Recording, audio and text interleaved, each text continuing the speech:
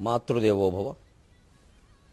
ఒడిలో పండిన వేళ రామకథలు ఊహూయంసును కొట్టగా బడివై నేర్పితివమ్మ ఆది గురువై బంగారు కాలాన. ఆ గడియల్ నేడు మరల్పలేను, ఆ గడియల్ నేడు మరల్పలేను.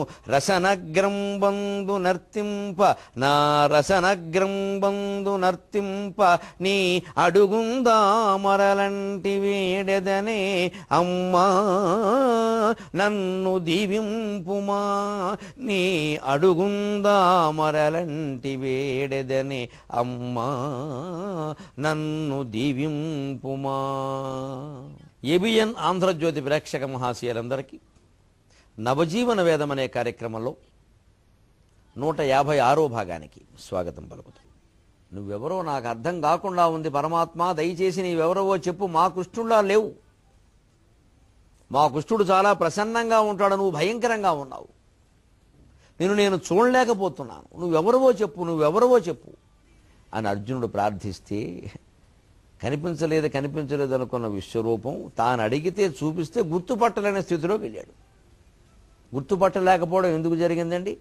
కృష్ణుడంటే కృష్ణుడే, విశ్వం అంటే విశ్వమే. ఈ విపరీత భావన, కృష్ణుడే విశ్వము, విశ్వమే కృష్ణుడు అనే భావన లేదు. అందువలనే గుర్తుపట్టలేకపోయాడు. అందుకే మనం మహానుభావులు, మహాయోగులు, అవతార పురుషుల యొక్క జీవిత చరిత్రలు చదివితే వారు భక్తుల ఇళ్లకి మారు రూపంలో వచ్చారు, గుర్తుపట్టలేకపోయారు. ఎందుకంటే మనం ఆ రూపానికి ప్రాధాన్యం ఇచ్చేస్తున్నాం, తగాదాలు అక్కడే వస్తున్నాయి. రూపం కేవలం ఆరాధన కోసం, అది అపురూపం అయిపోకూడదు. ఎవ్వరు గౌరవించే ఏ రూపాలనైనా మనం గౌరవించవలసింది, మనం కించపరిచి మాట్లాడకూడదు. అలా పరిచే అధికారం మనకి, ఎందుకంటే మన రూపాలు వారు ఆరాధించే రూపాలు ఒకటే, అన్నీ పోయేవి, ఇందులో ఏది గొప్పది కాదు. అది గుర్తుంటే ఏ రూపాన్ని మనం తక్కువ చేయం. అలాగని ఒక రూపాన్ని పట్టుకుని అలా వేలాడి ఇంకా రూపంతోనే అన్నీ ఉంటాయనుకోవడం కంటే మూర్ఖత్వం ఇంకోటి లేదు. దానికి ఇక్కడ పరమాత్మ చెబుతున్నాడు, నువ్వు అలా భయపడుతున్నావు కానీ నేను ఎవరో తెలుసా? కాలోస్మి లోకక్షయకృత్ ప్రవృద్ధం లోకాన్ సమాహర్తుమిహ ప్రవృత్తగా ఋతేపి త్వాం న భవిష్యంతి సర్వే ఏ అవస్థితా ప్రత్యనీకేషు యోధాక. అర్జున, కాలోస్మి, నేను కాలస్వరూపణ్ణి. లోకక్షయకృత్ ప్రవృద్ధ, లోకాన్ని క్షయకృత్ నశింపజేసేది నేనే, ప్రవృద్ధ వృద్ధి పొందింపజేసేది నేనే. చూసుకోండి, కాలమా కాదా? కాలంలోనే లోకం వృద్ధి చెందుతోంది, కాలంలోనే నశిస్తుంది. అస్థి జాయతే వర్ధతే పరిణమతే క్షీయతే నశ్యతి. 6 స్థితులు శరీరానికి, షడ్వికారాలు. అస్థి తల్లి కడుపులో ఉంది, జాయతే బయటకు పుట్టింది, వర్ధతే పెరిగింది, మిసాలు వచ్చేయండి, ఈ మధ్య గడ్డంగా ఇస్తున్నాడండి, ఏ బ్లేడ్ వాడుతున్నాడో చెబుతున్నాం మనకు, అది వర్ధతే. తర్వాత పరిణమతే, ఇంకా వర్ధతే అనకుండా 40 దాటాక ఏమిటో కొంచెం పరిణామాలు అలా వస్తాయి, మళ్ళీ కిందకు దిగాలగా. పరిణమతే 40 దాటగానే పరిణమతే, ఇక్కడ ఒక ముడత, ఇక్కడ ఒక పిడత వస్తూ ఉంటాయి. అప్పుడు క్షీయతే, క్రమంగా క్షీణిస్తుంది. అందుకు ముందు అది పుట్టింది మా అబ్బాయికి, అప్పుడే అత్తా తాత అంటున్నాడండి. మా తాతగారికి మాట పడిపోయిందండి. మా అబ్బాయి అప్పుడే నడిచేస్తున్నాడు, అడుగులేస్తున్నాడండి, అరిసెలు వండేసాను, మా తాతగారి పక్షవాతం వచ్చేసిందండి. మా అబ్బాయి అప్పుడే గుర్తుపట్టేస్తున్నాడండి అందరినీ మంచంలో ఉండగానే. మా తాతగారు మంచంలో పడిపోయారండి, ఎవరిని గుర్తుపట్టట్లేదండి. మా మామగారిని కూడా, ఇదురు కూడా మా అమ్మగారిని కాకుండా చాలామందిని గుర్తుపట్టాడు. అందుకే ఇప్పుడు మా అమ్మగారిని కూడా గుర్తుపట్టలేకపోతున్నాడు. అందుకే ఎవరిని గుర్తుపట్టట్లేదండి. ఎలా స్పృహ వచ్చింది పోయింది, మాట వచ్చింది పోయింది, అడుగులు వచ్చాయి పోయాయి. అంటే ఇదే అస్థి జాయతే వర్ధతే పరిణమతే క్షీయతే నశ్యతి. క్షీణిస్తోంది, అన్నీ వచ్చినవన్నీ పోతాయి, నశ్యతి. ఇదంతా కాలంలో జరుగుతుందా లేదా? ఏదో కడుపులో ఉండగా అస్థి, పుట్టగానే జాయితే, 10 ఏళ్ళు రాగానే వర్ధతే, 20 ఏళ్ల వరకు వర్ధతే, 40 ఏళ్లకు పరిణమతే, 60 ఏళ్లకి క్షీయతే, 70 ఏళ్లకి నశ్యతి. ఇదంతా కాలమేగా. అందుకని కాలోస్మి లోకక్షయకృత్ ప్రవృద్ధం లోకాన్ సమాహర్తుమిహ ప్రవృత్తగా. లోకాలన్నీ మళ్ళీ ప్రవృద్ధగా సమాహరించడం. సంహరించడం అంటే చంపివేయడం కాదు, తనలో కలిపేసుకోవడం. రుద్రుడు చేసే పని లోకాలను నశింపజేయడం కాదు, లోకాలు ఎందులోంచి వచ్చాయో అందులో కలిపేస్తాడు. ఓ తోలుబొమ్మలాట వాళ్ళు ఒక తెర మీద 16 బొమ్మలు ఎట్టి ఆడిస్తారు. చివరికి అన్ని బొమ్మలు బొట్లో పడేస్తారు. బొట్లో పడేసాక అన్ని బొమ్మలు ఒకటే. అక్కడ నేను రాముడు బొమ్మ, నన్ను బొట్లో పడేస్తే కుదరదు, నువ్వు అయోధ్యకు రాజు అంటే కుదరదు, బొట్లో బొమ్మ అంతే. రావణాసురుడు పక్కనే నన్ను పడేశారు, కుదరదు అక్కడ. బొట్లో బొమ్మలన్నీ పడేసాక రాముడేవుడు రావణాసురుడు ఏమిటి, ఇంకా అంతే, బొట్లో పడేసాం, ఆట అయిపోయింది, బొట్లో పడేసాం. చిన్నపిల్లలు బొమ్మలాట ఆడుకుంటారు, అందులో అన్ని రకాల దేవతల బొమ్మలు ఉండొచ్చు, జంతువుల బొమ్మలు అన్నీ కలిపి ఒకటే బొట్లో పడేసి మొత్తం అమ్మ అన్నం పెట్టవే అంటారు. వెంటనే అయిపోయింది ఆట. దేవుడైనా అంతే, నీ బొమ్మకి నా బొమ్మకి తేడా ఏం లేదు అక్కడ. నేను సహస్రావధానం చేశానంటే 1000 మందికి అడుగును బెరేస్తారు. నేను 1000 మందిని పృచ్ఛకులను ఎదుర్కోలేనంటే మంచిది, 1000 మంది కింద ఉండవు అంటారు. ఆ బొమ్మను పట్టుకెళ్ళి తొక్కేస్తారు. అందుకని ఎప్పుడు ఈ అస్తిత్వాన్ని రద్దు చేసుకుందుకు మనం సిద్ధంగా ఉంటే ఆనందంగా ఉంటాం. ఎలాగూ తప్పదుగా, ఆ ఎలాగూ తప్పదన్నదానికి మనసును సిద్ధం చేసుకుంటే ఆనందంగానే ఉంటాంగా. కాలోస్మి లోక క్షయకృత్ ప్రవృద్ధో లోకాన్ సమాహర్తుం. ప్రవృద్ధ వృద్ధి బంధింపజేసేది, నశింపజేసేది, సమాహరింపజేసేది, ఒక దగ్గరికి తీసుకొచ్చేది, మొత్తం మింగేసేది. ఇక ప్రవృత్తక, అందుకోసమే ఈ ప్రవృత్తి, నాకు ఇది చేస్తున్నాను ఈ పని, నేనే చేస్తున్నాను ఈ పని. ఋతేపి త్వాం ఋతేపి. గుసుకు అర్జున, నువ్వేదో యుద్ధం చెయ్యను అంటున్నావు, ముందు ఆ చెయ్యనన్నానుకున్న కారణం గమనించు. నువ్వు చేయకపోతే ఆగిపోతుంది అనుకుంటున్నావా? ఋతేపి త్వాం, నువ్వు లేకపోయినా ఏ అవస్థిత ప్రత్యనేకేషు యోధాక మీ పక్షంలో కానీ ఎదుటి పక్షంలో కానీ అనేకేషు, ఈ సైనికుల్లో, ఈ సైన్యాల సమూహాల్లో ఎవరెవరు ఉన్నారో, ఋతేపిత్వాం న భవిష్యంతి సర్వే, వాళ్ళెవరు నా భవిష్యంతి, ఇక ముందు ఉండరు. అది నిర్ణయం అయిపోయింది. దానికి నువ్వు నిమిత్త మాత్రంగా ఉపయోగపడతావా, ఈ మాత్రం కూడా చేతకానబడనే ముద్ర వేసుకుని వెనక్కి వెళ్ళిపోతావా ఆలోచించుకో. ఎందుకంటే కురుక్షేత్ర యుద్ధంలో మొత్తం ధర్మాన్ని గెలిపించిన వాడిగా ఎవరికి కీర్తి వచ్చిందండి? కృష్ణ పరమాత్మకు వచ్చింది.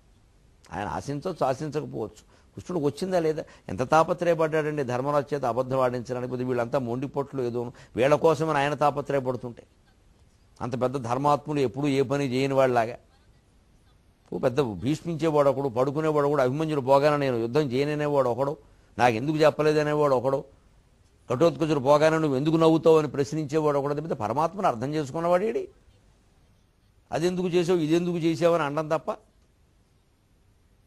కర్ణుడిని చంపకుండా అర్జునుడు కృష్ణుడు వస్తే ఇద్దరిని తిట్టాడు ధర్మరాజు. ఇంకా అర్జునుడిని ఎక్కువ తిట్టాడు, కృష్ణుడు ఓ మాత్రం. ఇక అంటే బాగుండదని. ఏ తప్ప పలకరించడానికి రాకూడదా? అహంకారాలు. అందుకని ఋతేపిత్వం, మీరేదో ఊరికే అహంకరించి మీరు చేస్తున్నారు అని అనుకోకండి. మీరు లేకపోయినా ఏం ఆగదు ఇక్కడ. మనం గ్రహించాలి జీవితాల్లో. మనం బతుకున్నంతకాలం మన ప్రాధాన్యం మనకుంటుంది, మనం పోతే ఏది ఆగదు. ఆ అహంకారానికి దూరంగా ఉండడం కోసమే కాలపురుషుడినైనా నేనే సమస్తం చేస్తున్నా అంటున్నాడు. కాలోస్మి లోక క్షయకృత్ ప్రవృద్ధో లోకాన్ సమాహర్తుమిహ ప్రవృత్తః ఋతేపి త్వాం న భవిష్యంతి సర్వే ఏ అవస్థితాః ప్రత్యనీకేషు యోధాః. ప్రత్యర్థుల సైన్యంలో గాని మీ సైన్యంలో గాని ఉన్న యోధులెవరూ మిగిలే ప్రశ్న లేదు అర్జున. కాలం సమీపించింది. గుండెగాలమై ఆలము దాపురించిన దొరలందరకున్ కురుచక్రవర్తికిన్ కాలము దాపురించే కలకాలము నిల్చునే మాయ సంపదలన్నారు పాపయ్య శాస్త్రి గారు. కాలుని దున్నపోతు చిరుగంటల మ్రోతకు గాక సంధి వాక్యాలకు వినులొగ్గుదురటయ్య మదాంధులు. ఎంత చక్కగా చెప్పాడండి మహానుభావుడు. దుర్యోధనుడు రాజ్యం ఇవ్వనన్నాడంటే పాండవులు అంటారు కాలుని దున్నపోతు చిరుగంటల మ్రోతకుగాక. కృష్ణుడు అంటాడు రాజ్యం ఇవ్వనన్నాడా బావా అంటే, మరి అనడాయా, వాడికి మన మంచి మాటలు వినపడవయ్యా. యముడి మెడలో దున్నపోతు మెడలో ఉండే గంటల చప్పుడు వినపడుతోంది, వాడికి మృత్యువు సమీపించింది. అటువంటి వాడు వినాశకాల విపరీత బుద్ధికి మన మాట ఎందుకు వింటాడు? కాలుని దున్నపోతు చిరుగంటల మ్రోతకుగాక సంధి వాక్యాలకు వినులొగ్గుదురటయ్య మదాంధులు గుండెగాలమై ఆలముదాపురించే దొరలందరకు కురుచక్రవర్తికిన్ కాలముదాపురించే కలకాలము నిల్చునే మాయ సంపదల్. ఎంత తేలికైన భాషలో ఎంత రసవత్తరమైన కవిత్వం చెప్పాడండి మహానుభావుడు కరుణశ్రీ. ఇది మనం ప్రతిరోజు గుర్తు చేసుకోవాలి. ఆ యమధర్మరాజు మెడలు దున్నపోతు మెడలో ఉండే గంటల చప్పుడు ఎప్పుడు వినపడిందంటే ఒక్క క్షణం మనం ఉండే అవకాశం లేదు. కాబట్టి ఎప్పటికప్పుడు జాగ్రత్త. కాలపురుషుడు తీసుకెళ్లిపోతున్నాడు. భూతాని కాల పచుతీతి వార్త ధర్మరాజు యక్ష ప్రశ్నలో చెప్పింది. శుభ్రంగా పురుషు కంగాళంలో పెట్టి మొక్కన తిప్పినట్టు తిప్పేస్తున్నాడు మొత్తం. అందులో మనం పడిపోయినవి అయిపోయింది, మన పని ఏదో మనం చేసుకుందాం, బయటపడదాం. ఇక అంతకుమించి ఎక్కువ ఆశయాలు, ఆలోచనలు, సంస్థలు, కార్యక్రమాలు అవసరం లేదు. మన వ్యక్తిగతంగా మనం చేయగలిగింది ఏదో చేస్తే చాలు. సంస్థలు ఎక్కువైన కొద్దీ పోటీలు ఎక్కువ అవుతున్నాయి, అవినీతి కూడా ఎక్కువ అవుతుంది. ఆధ్యాత్మికత ఎప్పుడూ వ్యక్తిగతమే, అది సామూహికం కానే కాదు. సామూహికం కాదు, ఉద్యమాలు ఊరేగింపులకు పనికొస్తుంది, కానీ అసలు ఊపిరి వదలడానికి అది పనికిరాదు. దానివల్ల అహంకారాలు చాలా పెరుగుతాయి. అందుకని నువ్వు అనుకోకపోయినా ఉండరయ్యా అన్నాడు. ఇది కాలస్వరూపం. ఈ కాలస్వరూపం భగవంతుడు కాబట్టి ఆ సంవత్సరానికి 365 రోజులు, అందులో సగం శివుడు, సగం అమ్మవారు. అందుకే లలితా సహస్రనామాల శ్లోకాల సంఖ్య 182.5. సరిగ్గా ఏవం శ్రీ లలితాదేవ్యాహ నామ్నాం సామసహస్రకం జగు అది తీసేస్తే 183లో ఆ చివరి పాదం తీసేస్తే శ్రీ శివశక్త్యాత్మిక లలితాంబిక అని ఆ లలితాంబిక అనే నామంతో లెక్క పెడితే పాదాలు ఎన్నయ్యా 182.5. అంటే దాన్ని రెట్టింపు చేస్తే 365. అంత ప్రణాళికాబద్ధంగా రచించాడు వ్యాస మహర్షి. ఇప్పుడు కాలస్వరూపుడు మనకు అర్థమయ్యాడు. మరి ఆయన్ని చేరుకుందుకు మనం చేయవలసింది దినమున్ చిత్తములం సువర్ణముఖరీ తీర ప్రదేశామ్రకానన మధ్యోపలవేదికాగ్రమున ఆనందంబునన్ పంకజాసన నిష్టన్ నిను చూడగన్న అదివో సౌఖ్యంబు లక్ష్మీ విలాసిని మాయా నటనల్ సుఖంబులగునే లక్ష్మీ విలాసిని మాయా నటనల్ సుఖంబులగునే శ్రీకాళహస్తీశ్వర. చెయ్యాల్సిన సాధన ఏమిటంటే పరస్మిన్ పరమేశ్వ బ్రహ్మణి స్వస్మిన్ ప్రవిలాప్య అఖిలం జగతు గాయన్ అద్వైతమాత్మానం ఇది వేదాంత డిండిమక. పరమమైనటువంటి బ్రహ్మలో, పరబ్రహ్మలో ప్రవిలాప్య అఖిలం జగత్తు, ఈ జగత్తుకు సంబంధించినటువంటి భావాలు, మమకారాలు, ద్వేషాలు సమస్తాన్ని పురుషులో మొక్కలేసినట్టు వేసి పారేసి ఆయన చేసిన ప్రక్రియను ఆయనకు అప్పగిస్తాం. మమ్మల్ని పురుషులో వేసి తిప్పేవు కదా, మేమే తిప్పేసుకుంటున్నాం, ఇంక నువ్వు తిప్పేది ఏమిటి, మాకు అక్కర్లేదు, ఇవన్నీ తీసేయి మొత్తం వేసేసి గాయం అద్వైతమాత్మానం, అద్వైత గానం చేసుకుంటూ ఉన్నది ఒకే స్వరూపం అన్న భావనతో ఉండాలి. అంటే అదే చెబుతున్నాడు కాళహస్తి శతకంలో, కాళహస్తీశ్వర నీ క్షేత్రానికి దగ్గరలో ఉన్న సువర్ణముఖి నదీ తీరంలో మామిడి తోట మధ్యలో ఒక చెట్టు దగ్గర కింద కూర్చుని అలా పద్మాసనంలో ఉండి నమ శివాయ నమ శివాయ నమ శివాయ అంటూ ఉంటే ఎంత బాగుంటుందయ్యా నిజంగా. దినమున్ ప్రతిరోజు కూడా చిత్తములో, మనస్సులో, మనం అందరం మన కాళహస్తి వెళ్ళలేం, అందరూ సువర్ణముఖి నదీ తీరంలో ఉండలేం, అందరం మామిడి చెట్టు కింద కూర్చోలేం. ఇప్పుడు కూర్చుందామన్నా సువర్ణముఖి నది లేదు, మామిడి చెట్టు లేదు అక్కడ. ఇంకా నయం కాళహస్తీశ్వరుని మిగిల్చారు, సంతోషం. నది ఎక్కడుంది, ఊరికైనా ఒకప్పుడు అన్నీ వన్స్ అప్ అనే టైమే, ఇప్పుడు ఏం లేదు ఇక్కడ, ఇప్పుడు అన్నీ అప్పాయి, ఆన్ టైం లేదు, అన్నీ అప్. సువర్ణముఖి నది ఏం లేదు అక్కడ, ఇంకా మామిడి తోట ఎక్కడ, మీరు కూర్చోవడం ఎక్కడ. అందుకే దినమున్ చిత్తములో, మనస్సులోనే ఇవన్నీ భావన చేయాలి. సువర్ణముఖరీ తీర ప్రదేశ, సువర్ణముఖి నదీ తీరంలో ఆమ్రకానన మధ్య, మామిడి తోట మధ్యలో ఉపల వేదికాగ్రమున, రాళ్లతో నిర్మించిన చట్టు, ఆ రాళ్లతో కట్టినటువంటి కట్టు ఉంటుంది, అలాగే ఆ చప్ట దాని మీద కూర్చుని. అరణ్యాల్లో కొన్ని చెట్లకి ఆ చుట్టూ ఆ రాళ్లతో ఎందుకు నిర్మాణం చేస్తారు అంటే ధ్యానం చేసుకుందుకు అది చాలా బాగుంటుంది. దినమున్ చిత్తములో సువర్ణముఖరీ తీర ఆమ్రకానన మధ్య ఉపలవేదికాగ్రమున ఆనందంబునన్, అమితానందంతో పంకజాసన నిష్టన్, పద్మాసనంలో కూర్చొని నిన్ను చూడగన్న, చిత్తములో నిన్ను చూడగన్న అదివో సౌఖ్యంబు, మనస్సులో కనుక నీ దర్శింపగలిగితే అంతకంటే సౌఖ్యం ఏదైనా ఉందా. లక్ష్మీ విలాసిని మాయా నటనలు సుఖంబులగునే, లక్ష్మీ విలాసిని. ఈ సంపదలు అనేటువంటి స్త్రీ చేసే విన్యాసాలు సామాన్యమైన విన్యాసాలు, ఇవన్నీ మాయయ్య. కాస్త 4 కోట్లు దగ్గర జరగానే ఏదైనా కొత్త వ్యాపారం పెడదామా, 100 కోట్లు వచ్చేది, దానికోసం ఏ రాజకీయ నాయకుని పట్టుకుందాం, ఏ కాంట్రాక్ట్ మనకు వచ్చేలా ప్రయత్నం చేద్దాం. పునః 100 కోట్లు రాగానే 100 లెక్కేట, ఈ రోజుల్లో మళ్ళీ ఇదో లెక్క, ఇక్కడ 100 లెక్కేట 1000. బాబు అక్రమో సక్రమో కొంత భారత్వం ఏంటంటే అవి పారాయి, చెంచలు కూడా ఖాయం. ఎక్కడ భారత్తావు అక్కడ భారత్తారు మన బట్టికెళ్ళి. మహామహులకు దిక్కు లేదు, మనం ఎంత చూసి చూడకుండా ఎవరినో నమ్ముకున్న సంతకాలు పెట్టిన వాళ్ళు ఇవాళ ఏడుస్తున్నారు కూర్చుని ఇక్కడ. పాఠాలు నేర్చుకోవాలి. పూర్వకథలు అక్కర్లేదండి, పురాణ కథలతో ఎదురుగా ఉన్నారు మనుషులు, చెప్తే బాగుండదు. కానీ పేరు చెప్పడం కూడా పాపం. మన ఎదురుగా ఉన్నారని రోజు పత్రికల్లో చూస్తున్నాం. అవినీతికి పాల్పడిన వాళ్ళు, సమర్థించిన వాళ్ళు, సంతకాలు పెట్టిన వాళ్ళు అందరూ ఎక్కడున్నారు ఈవేళ? ఎన్ని యాతన పడుతున్నారు. ఇంకా మనం ఇన్ని చూస్తూ కూడా మనం ఇంకా వాళ్ళ వెనకాల తిరుగుతున్నాం. వాళ్ళలాగా సంపాదించాలనుకుంటున్నాం, వాళ్ళ ద్వారా మనకేదో వస్తుంది అనుకుంటున్నాం. ఎంత అజ్ఞానం అండి. ఇక జీవితంలో సంతోషం ఎక్కడుంటుంది, ఆనందం ఎక్కడుంటుంది? అది మానేసి మన ఇంట్లో మనమే కూర్చుని, కాకపోతే పోనీ ఒక నది ఉంటే మంచిదే, ఒక నదీ తీరంలో ఒక మామిడి తోట మధ్యలో ఓ చెట్టు కింద ఓ రాతి చప్టా మీద కూర్చుని పద్మాసనం వేసుకుని నమ శివాయ నమ శివాయ నమ శివాయ అని మనసులో ధ్యానం చేయగలమా? 10 నిమిషాలు, ఎక్కువ కల. మన ఇంట్లో మనం కనీసం దేవుడి దగ్గర కూర్చుని దానికి 100 వంకలు. మాకు టైం ఉండదండి.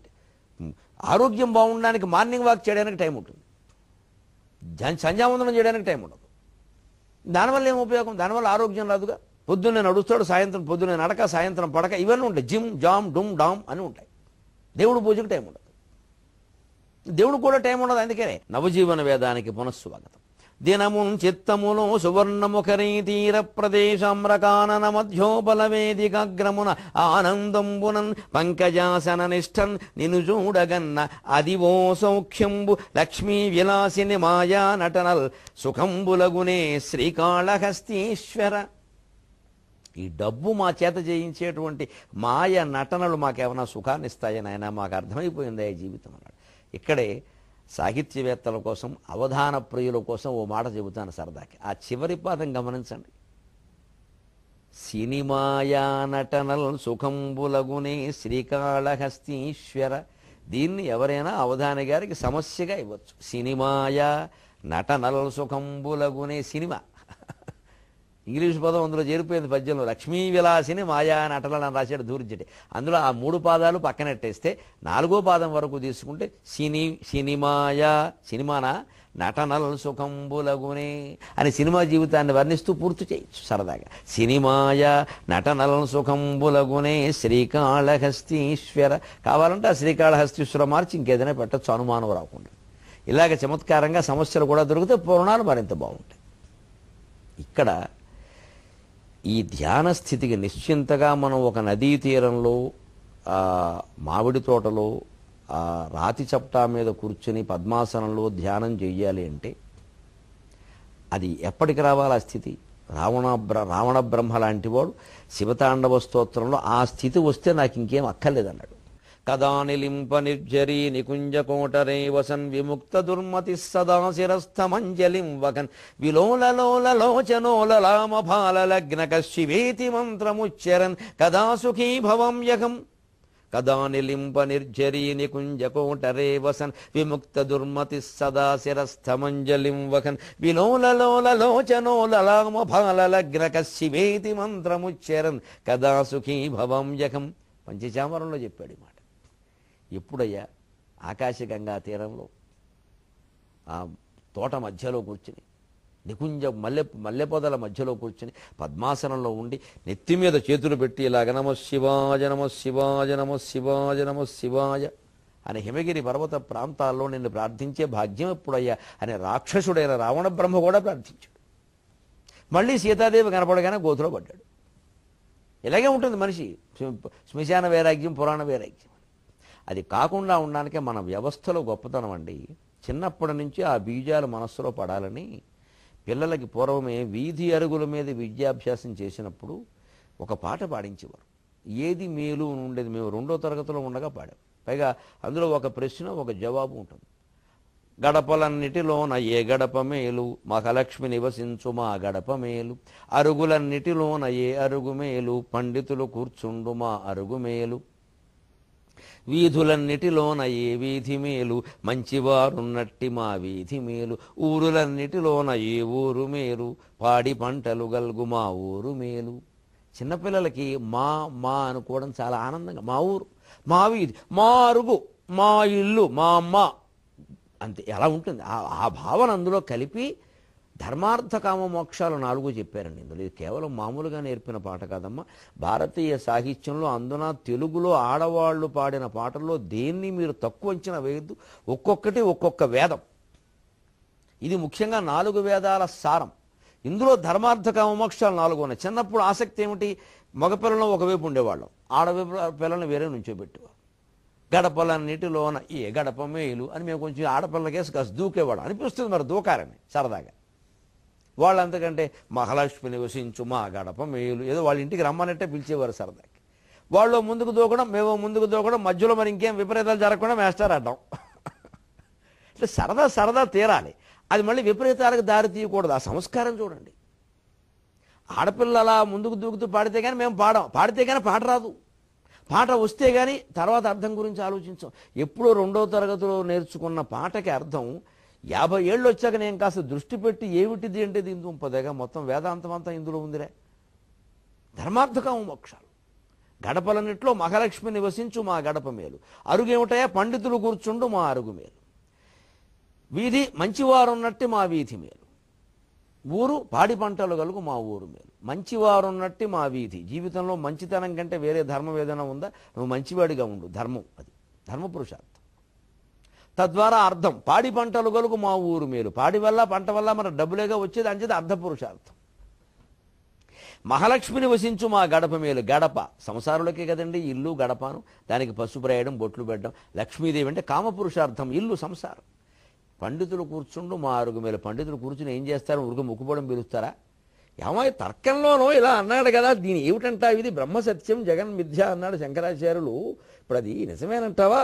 ఈ చర్చ పిల్లలు ఆడుకుంటూ వింటూ ఉంటే ముందు విషయం అంతా అర్థం కాకపోయినా బ్రహ్మ సత్యం జగన్ మిథ్య అని 4 సార్లు వాళ్ళు అనేది మనకు దృష్టిలో పడి అక్కడే ఆడుకునేవాడు. పెద్ద పెద్ద అరుగులు, మధ్యలో ఇలా మెట్లు, ఆ 2 అరుగుల మధ్యలో ఈ అరుగుల మీద పండితులు కూర్చోవడం, కాస్త టీ తెచ్చిస్తే గంటల తరబడి చర్చించేవారు.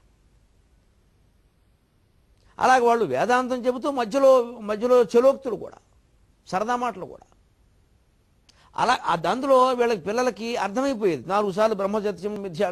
అది కాదయ్యా, మనకి ఇప్పుడు కేనోపనిషత్తులో దీన్ని ఏమన్నాడంటే ఏదో అది కేనోపనిషత్తు అనేది ఒకటి ఉంది, అది మనం చదవాల్సింది, అందులో ఇది ఉందని కింద గోళికేలు ఆడుకుంటూ ఉన్నవాడికి 4 సార్లు చెవిన పెడితే తర్వాత ఎప్పటికైనా వాళ్ళలో ఒక జీవ సంస్కారం ఉంటే జన్మాంతరమైంది, గోళికేలు వదిలేస్తాడు, కేనోపనిషత్తు పట్టుకుంటాడు. ఇది పండితులు కూర్చుంటూ మా అరుగు మేలు. అరుగు ఉన్నది ఎందుకంటే పండితులు కూర్చోవాలి, పేకాడుకుందుకు కాదు అరుగు, అయితే గొడవలు పడ్డానికి కాదు. పూర్వం పల్లెటూళ్ళలో అరుగులు ఉన్నప్పుడే ఇలా ఆలోచించారండి. ఇప్పుడు అరుగులే లేకుండా చేశాం మనం. వీధి అరుగు అని దేవులపల్లి కృష్ణశాస్త్రి గారు ఒక పెద్ద వ్యాసమే రాశారు. దాన్ని మాకు 10వ తరగతిలో పాఠం కింద పెట్టారు. నేను చెప్పాను ఆ పాఠాన్ని, నేను చదవలేదు, నేను చెప్పాను ఏదో 80ల్లో ఇప్పుడు. వీధరుగు మీద జరిగే వ్యవహారాలన్నీ ఆయన రాసిన విధానం ఏంటంటే, ఆ వీధరుగు ఒక విశ్వవిద్యాలయం. వీధిపడిని ఆక్షేపిస్తున్నారు. వీధిపడిలో నేర్పిన చదువు ఇవాళ విశ్వవిద్యాలయాల్లో లేదు, నన్ను మన్నించండి. వీధిబడిలో ఉన్న చదువు ఇవాళ విశ్వవిద్యాలయాల్లో లేదండి. ఉన్నాయి పిల్లలకు మాత్రం జేఆర్ఎఫ్ సిఎస్ఆర్ఎఫ్ శుభ్రంగా 20,000 25,000, ఇంకా పెంచమైన గొడవ 30,000. అసలు చదువుకునే కుర్రాడికి 35,000 దేనికండి నెలకి? ఆలోచిద్దాం. 35,000 దేనికండి? తండ్రి కొంత కట్టాలి, తను కొంత సంపాదించుకోవాలి. అమెరికాలో పిల్లలందరూ రాత్రిపూట హోటల్లో పనిచేసి సంపాదించుకుంటారు, ఎవరు కట్టరు అక్కడ. రాత్రిపూట హోటల్లో సప్లయర్ల కింద పనిచేసి ఆ డబ్బుతో వాళ్ళ ఫీజులు వాళ్ళు కట్టుకుంటారు. వాళ్ళకి డబ్బు విలువ తెలుసు. మనకి ఇటు తండ్రి కట్టేవాడు. ఇప్పుడు తండ్రి కూడా అక్కర్లేదు, ఏదో చేసేస్తే గవర్నమెంట్ ఇచ్చేస్తారు అందరికీ. ఏమి పరీక్షలు రాస్తే కొంతమందికి ఇస్తారు, ఏ పరీక్షలు రాకపోయినా కులం కారణంగా కొంతమందికి ఇచ్చేస్తారు. ధారపోసేయడమే డబ్బులు పట్టుకెళ్ళి. అప్పుడు ఇంక వాడు చదివి ఎందుకు చదువుతాడు? అసలు వాడు కష్టపడి సంపాదిస్తే కనీసం తండ్రి సంపాదించిన డబ్బు అయితే తండ్రి అడుగుతాడు, నేను నెలకు 10,000 పంపిస్తున్నాను, ఏం చేస్తున్నాడు, ఎక్కడి నుంచి వస్తున్నాయి, రూపాయలు ఏమైనా చెట్లకు వస్తున్నాయా అని అడుగుతాడు. ఇప్పుడు అడిగేవాడు లేడు. గవర్నమెంట్ ఇస్తుంది, నీ సొమ్మం పోయింది అని 35,000 నెలకి ఒక స్కాలర్షిప్ రూపంలోనో జేఆర్ఎఫ్ రూపంలోనో ఏదో ఫీజు రీఎంబర్స్మెంట్ ఏ రకంగానైనా వచ్చిన తర్వాత ఆ విద్యార్థి ఇంకా బాగుపడతాడు. నెలకి 35,000.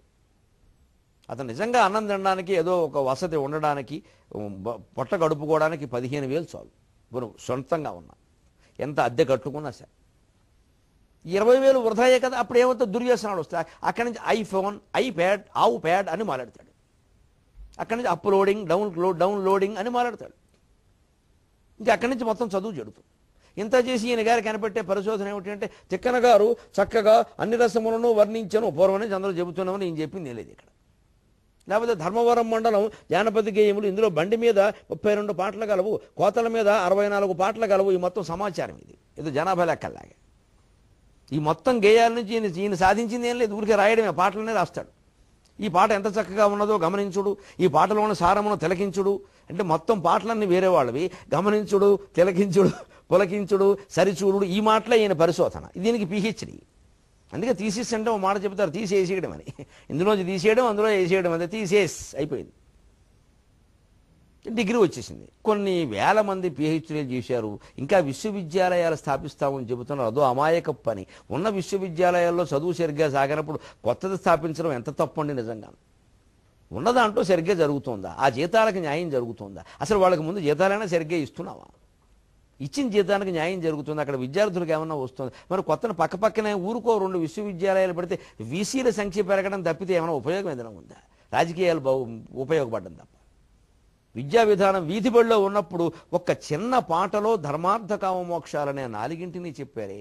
ఈవేళ మొత్తం వేల కోట్ల రూపాయలు ఖర్చు పెట్టి 250 ఎకరాలు 300 ఎకరాలు విశ్వవిద్యాలయాలకు కేటాయించి ప్రొఫెసర్లని, అసిస్టెంట్ ప్రొఫెసర్లని, రీడర్లని, ఇంకేదో గ్లాడర్లని, వరుసపెట్టి ల్యాడర్లని నిచ్చెనలాగా పోస్టులు పెట్టేసి ప్రమోషన్లు ఇచ్చేసి జీతాలు ఇచ్చేస్తున్నవి. నిజంగా చదువుకుంటున్న విద్యార్థులు ఎంతమంది, అందుతున్న చదువు ఎంత, జరుగుతున్న పరిశోధన ఎంత?